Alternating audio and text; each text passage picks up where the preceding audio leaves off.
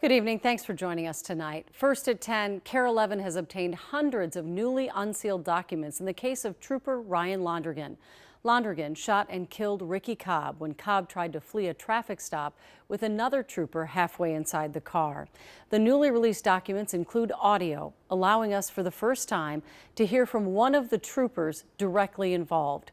Gordon Severson has been digging through the documents tonight and joins us with the latest. Gordon? Yeah, in these audio recordings, we hear from Trooper Brett Seide. He's the trooper who first pulled over Ricky Cobb and the trooper who was dragged by Cobb's car when he tried to make the arrest. In an hour-and-a-half-long interview with the BCA, he explains everything that happened that night. 3515, hold it. The newly unsealed case files from the BCA include more than 1,300 pages of documents, more than 400 pictures, several hours of video, and 15 interviews with witnesses. And you were concerned that the vehicle could be used as a weapon if Mr. Cobb drove Yes. off? Due to his prior agitation and his deflection of the questions, it appeared that he was not going to be compliant in getting out of the vehicle. So to mitigate that threat, I asked for him to hand me the keys. Trooper Seide, Minnesota State Patrol, license, proof of insurance. Brett Seide was the trooper who first pulled Cobb over, and the trooper who was dragged when Cobb drove away. All I remember was trying to keep my balance along it. I could feel the vehicle pulling me.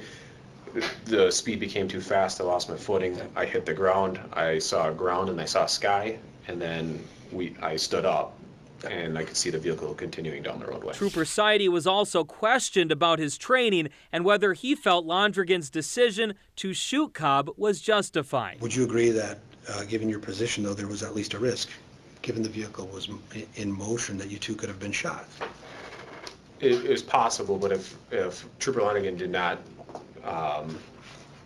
use force to stop this threat, the outcome would have been worse. In the BCA documents, we also hear from Trooper Garrett Erickson, who was also at the scene. He told investigators, quote, "I was concerned that Trooper Seide was in an extremely vulnerable position.